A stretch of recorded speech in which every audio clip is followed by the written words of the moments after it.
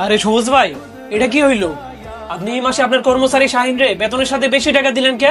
আরে ভাই বুঝেন না, শাহিন তো গরিব মানুষ, এমনি তো রমজান মাস চলে আসছে, এই জন্য কিছু টাকা পয়সা দিয়ে দিছি যেন ওই ভালো মন্দ বাজার কইরা আর বাচ্চা কাচ্চা নিয়ে রোজা থাকতে পারে। আরে ভাই, হয়তো আপনার কোম্পানির একটা কর্মচারী মাত্র, হয়তো আপনার কোনো আত্মীয় স্বজন না যে ওর এতগুলা টাকা দেওয়া লাগবে। আরে ভাই, ওরে তো আমি আমার কর্মচারী মনে করি না, সব সময় আমার পরিবারের একজন সদস্য মনে করি। কারণ আপনি দেখছেন ওই কত কাজ করে, ফজর সময় এসে রাত 10টা পর্যন্ত কাজ করে, এমনকি ওই মাঝে মাঝে আমার এখানে ওভার টাইমও করে, কিন্তু কখনো ওই আমার এই বিষয়ে অভিযোগ করে নাই। হ ভাই, ঠিকই কইছি।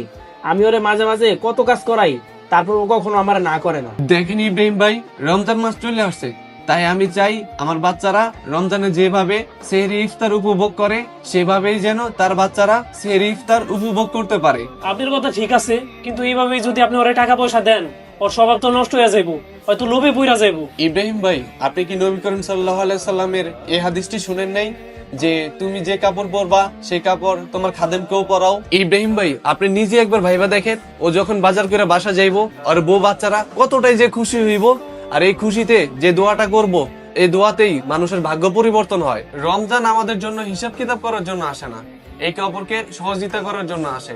আমরা যদি অন্যকে যদি সহযোগিতাই না করতে পারি, তাহলে রোজা থেকে কি লাভ? আল্লাহ কিন্তু লোক দেখানো ইবাদতকে কখনোই কবুল করে না। আর এই রমজান মাসে আল্লাহ তাআলা চায় আমরা যেন সব সময় গরিব দুঃখীদেরকে দান সদকা করি, কারণ রমজান মাসে 1 টাকা দান করলে 70 টাকার পর্যন্ত সওয়াব পাওয়া যায়। জি ভাই, আপনি একদমই ঠিক বলছেন।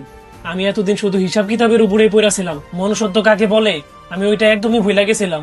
একটা কথা সবসময় মনে রাখবেন, আপনি যদি গরিব দুঃখীদের উপরে রহম করেন তাহলে আল্লাহ তাআলা আপনার উপরেও রহম করবে। জি ভাই, আপনি একদমই ঠিক বলছেন। রমজান শুধু রোজা রাখার মাস না, বরং গরিব দুঃখীদেরকে সাহায্য করারও মাস।